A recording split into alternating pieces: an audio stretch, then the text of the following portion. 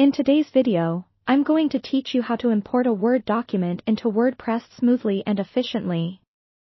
This process is incredibly useful for anyone who wishes to transfer content from a Word document directly onto their WordPress site without losing any formatting or content.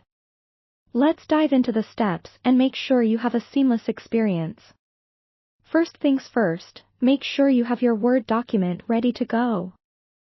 What's important here is that you've completed all your formatting and are happy with the content in your document. Once that's ready, you're going to want to save your file as a .docs file. This format will ensure compatibility when transferring everything into WordPress. Now that you have your document ready, you'll need to log into your WordPress admin dashboard.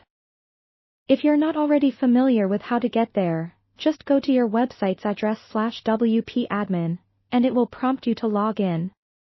Once you're into the dashboard, you'll see the main menu on the left-hand side.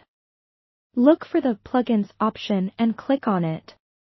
We're going to use a plugin to help with this import process.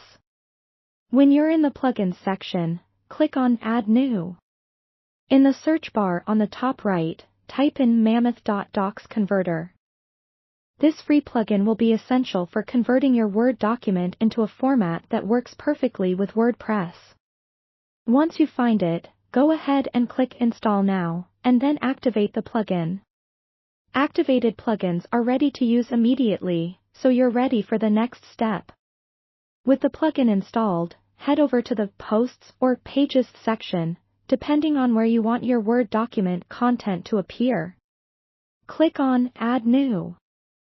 This will bring up the WordPress editor where you're going to be pasting your document content. You'll notice a new option now called Mammoth.docs Converter, likely located just above the main content window or on the right sidebar if you're using the block editor. Click on the Choose File button provided by the Mammoth plugin interface. This will prompt you to select the .docs file from your computer.